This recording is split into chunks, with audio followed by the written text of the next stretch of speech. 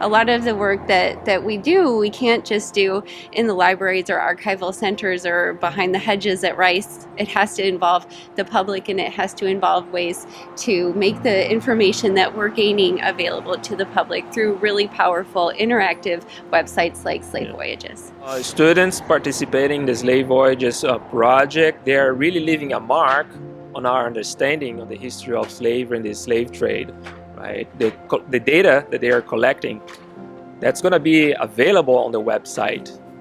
And the website is accessed by thousands of people every month.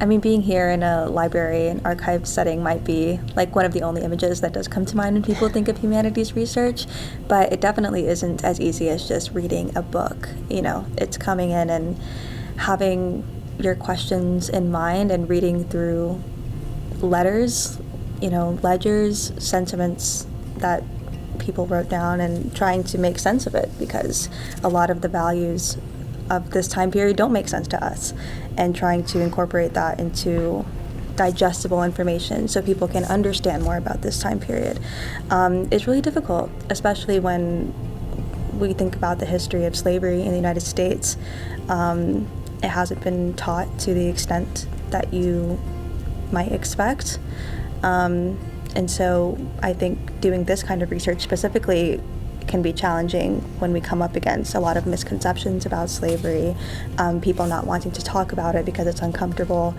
Yeah, we are currently living a moment of reckoning with our past and our history with slavery and segregation in the United States, in Texas, and even here at Rice University.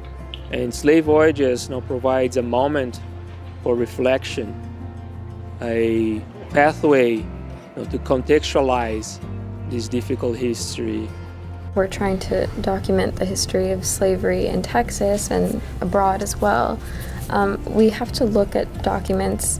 We have to come in with a set of questions, first of all. You can't just, you have to know sort of what you're looking for.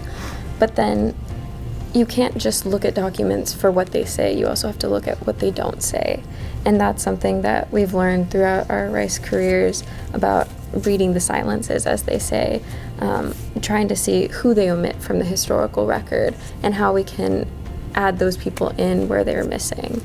In my research on the Rice family, one of the sorts of records that I've been using is the probate record, which are the court affairs that follow the death of someone who owned a lot of property. And of course, before the Civil War, enslaved people were considered property. So in these sorts of documents, you'll have human beings listed alongside oxen or wagons or a cotton gin.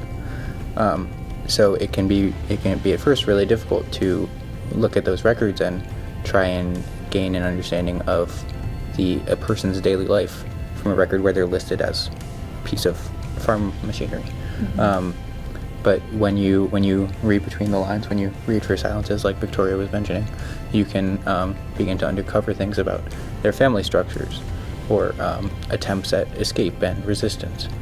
So it's not readily there, but when you go in with those questions in mind, you can find these really sparse details that end up leading you to a really rich story.